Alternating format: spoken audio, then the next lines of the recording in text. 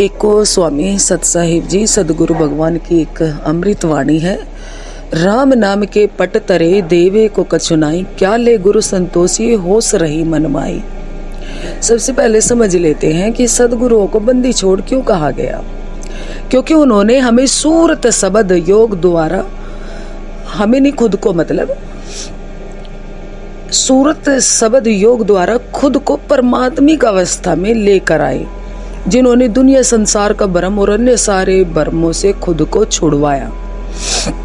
जो शरीर और आत्मा के भेद को जान गए वही बंदी छोड़ कहलाए हैं। फकीर पहले भी समझा चुकी है पुरानी वीडियो में कि एक आत्मा की तीन अवस्थाएं होती हैं। अज्ञानता जो मन के अधीन मनुख होता है, जागृत अवस्था जो आप दुनिया संसार को देख रहे हो, ये जीव अवस्था होती है।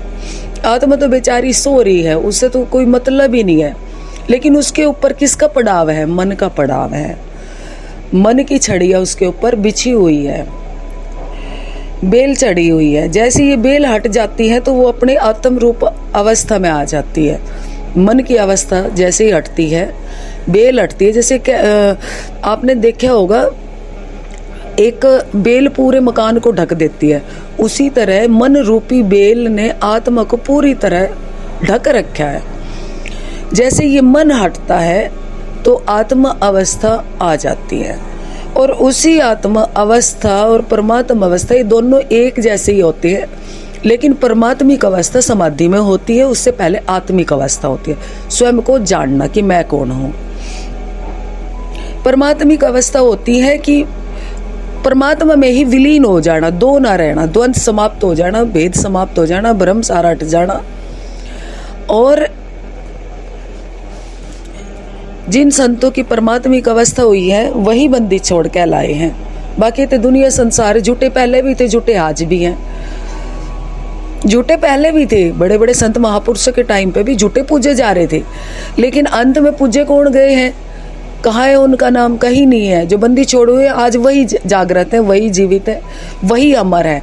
उनके विचार अमर है, उनकी जो प्रणाली चली आ रही है वो अमर है, उनका जो नाम चला आ रहा है वो अमर है, जो वो दे के गए हैं। तो साहिब समझा रहे हैं कि जो मुझे मेरे सदगुरु रामानंद देव भगवान ने दिया नी अक्षर, क्योंकि रामानंद साहिब ने मूर्तियों के साथ साथ साहिब को अपने जो शिष्य थे उनको शब्द ज्ञान भी दिया था। नी अक्षर आत्म ज्ञान, ब्रह्म ज्ञान का भेद भी उन्हें बताया था। दुनिया संसार में कोई भी ऐसी वस्तु नहीं जो मैं अपने गुरु को दे सकूं। शीश देकर भी गुरु को कुछ नहीं दिया जा सकता, क्योंकि गुरु ने मतलब इतना अनमोल खजाना दिया है कि जो पार गया है उन्हीं को पता है कि बाहर क्या है और अंदर क्या है। जिस दिन हम अंदर के पट खोलते हैं उस दिन हमें पता चलता है कि अंदर क्या है।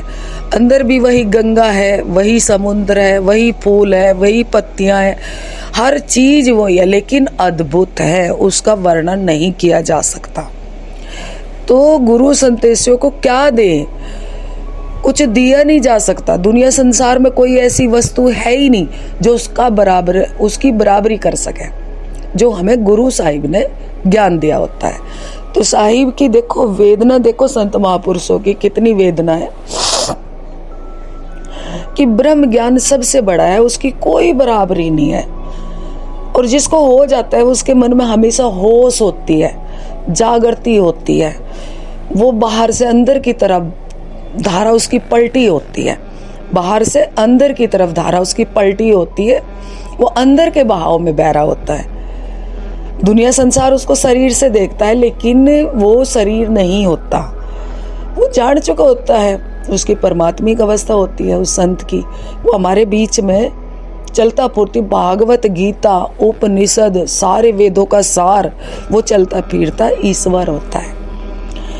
तो हमेशा उस संत को रहता है कि जो मुझे प्राप्त होया, जो मुझे प्राप्त होया, दुनिया संसार में ऐसी कोई वस्तु नहीं है जो मेरे सतगुरुदेव को मैं दे सकूं या उसकी कोई बराबरी कर सके। इतना अनमोल खजाना वो होता है। इसलिए साहिब कहते हैं कि मेरे मन में सदा होश रहती है और मैं अपने सदगुरुदेव को हमेशा समर्पित रहता हूँ। गुरु ने मुझ पर बहुत बड़ा उपकार किया, उसके बदले मैं अपने सदगुरुदेव को कुछ नहीं दे सकता। निरंतर मेरे मन में यह अभिलाषा चलती रहती है, चलती तो रहती, लेकिन हाथ तो कुछ नहीं, क्या देंगे हम, क्योंकि सदगुरुदेव ने जो दिया उसकी कोई बराबरी है नहीं। 3 लोक 9 खंड से गुरु बड़ा होता है। इतना बड़ा ज्ञान उन्होंने दिया होता है कि दुनिया संसार में कोई भी वो ज्ञान हमें नहीं दे सकता। दुनिया संसार की कोई वस्तु उसकी बराबरी नहीं कर सकती। आप एक ट्राली हीरे मोती भी डाल दो ना, तब भी उसकी कोई बराबरी नहीं है। दुनिया संसार में ऐसी कोई धन संपदा नहीं जो गुरु के दिए हुए ज्ञान की कोई बराबरी कर सके। ये भक्ति की जो धारा है ये उल्टी बहती है। जितना आप संसार की तरफ से पीठ मोड़ोगे और अपने अंदर बहना शुरू करोगे और स्टेप बाय स्टेप चलोगे, फिर निरंतर आपको सुगंध महसूस होगी, अनहद नाद की वीणा महसूस होगी, अंदर पुष्प खिलेंगे। वो अद्भुत होता है। जो जानता है वो जानता है। जितना आपकी दुनिया संसार से पीठ मुड़ती चली जाएगी उतना आपको आनंद प्राप्त होगा, असीम आनंद, असीम शांति। क्योंकि अशांति कहाँ है? दुनिया संसार में अशांति है।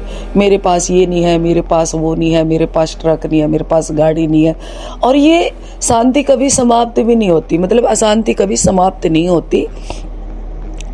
जिसको साइकिल की चाह होती है उसको फिर साइकिल मिल जाने के बाद गाड़ी की चाह हो जाती है, चाहे बढ़ती रहती है। लेकिन जब ब्रह्म का पर्दा समाप्त होता है तब मनुष्य को पता चलता है कि ये सत्य नहीं है। हम कितना भी जोड़ लो, कितना भी जुड़ापा कर लो, ये सब छूट जाना है। ये परिवर्तनशील है। जो वस्तु परिवर्तनशील होगी उसको समाप्त होना ही होना है। सृष्टि में ऐसी कोई वस्तु नहीं है जो परिवर्तनशील नहीं है। इसीलिए संत महापुरुष समय के पार होते हैं, परिवर्तनशील अवस्था को पार कर चुके होते हैं। तो ये जो भक्ति की गंगा है ये उल्टी बहती है, दुनिया संसार से विमुख होना पड़ता है। इसलिए फकीर कहती है, उल्टी गंगा नहाई रे साधो, फिर दर्शन पाई रे साधो।